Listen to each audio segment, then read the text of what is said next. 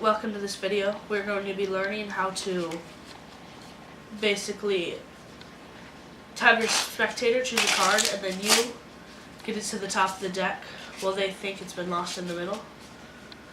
So that way you can do many effects. And you'll be using this in a lot. I'm just going to be talking about all my different favorite methods.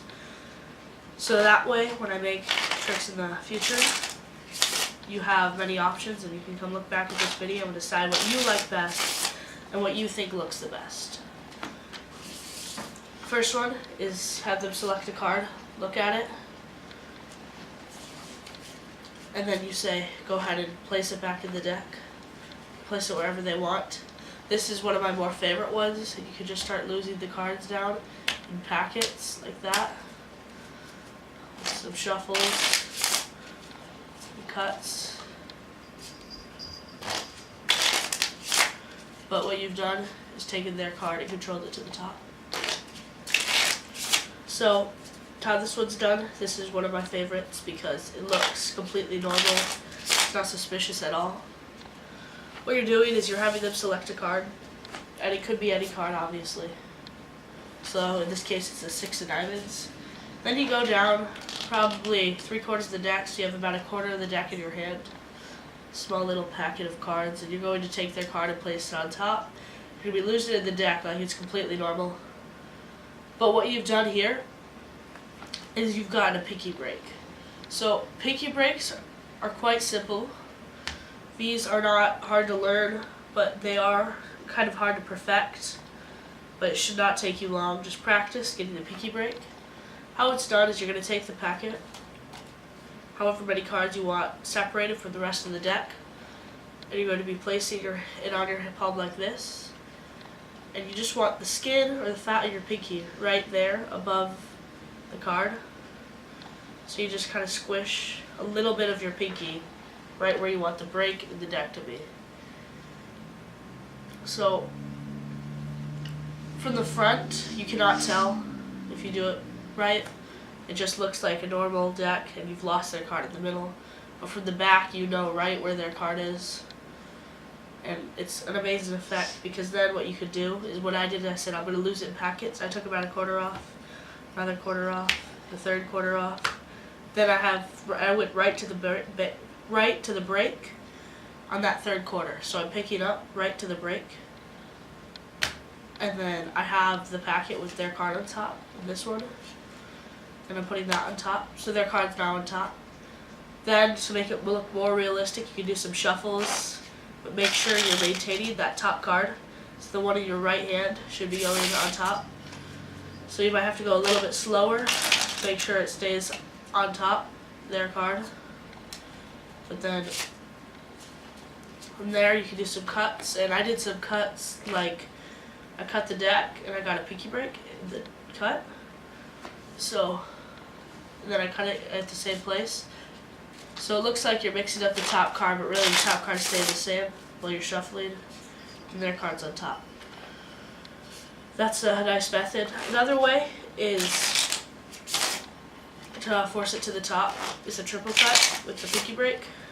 You can have them select a card, like the 8 of diamonds, and then you can have them place it back on top, and then you got your pinky break that I taught you last time. Just make sure you have that pinky break nice and even so you can't see the break. And then you just do a triple cut. This one's also kind of lower. You're going to be grabbing about 1/3 of the deck, swinging it around, grabbing more of the deck right at the break, swinging that around, and then putting the break right on top. Looks like a normal triple cut, but really, if you're just beginning, the way I suggest is to just do a single cut. So you have them select the card, like the 2 of hearts, and you're going to be putting it on top, getting the break, but this time you want it more in the middle. Okay, say your card's lost in the middle, then just doing a single cut, and then shuffling maybe, so maintaining that top card. You never want to make it look too suspicious.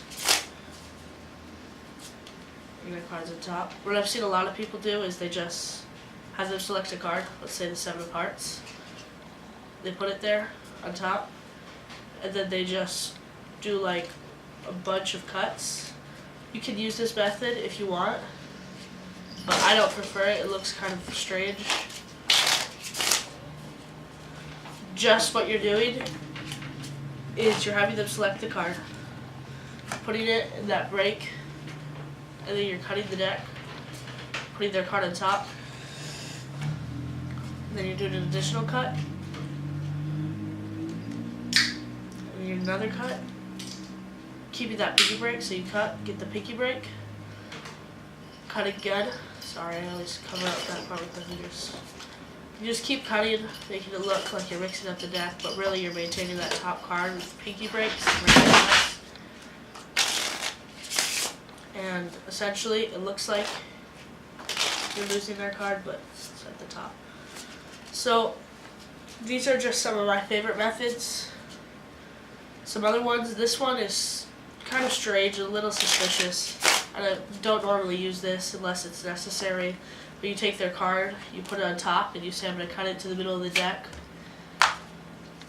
But it's still on the top. What you're doing there is you're cutting the deck.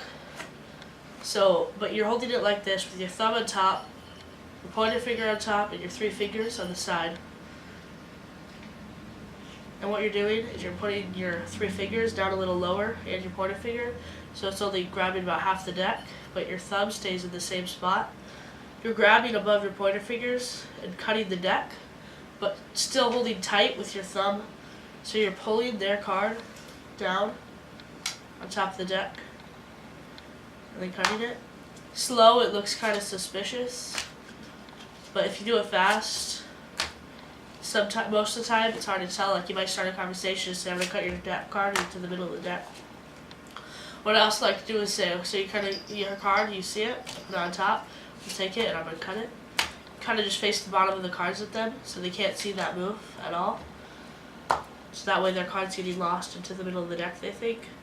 You just kind of do it quick, so I'm going to take that, cut it into the middle, your card's still on top.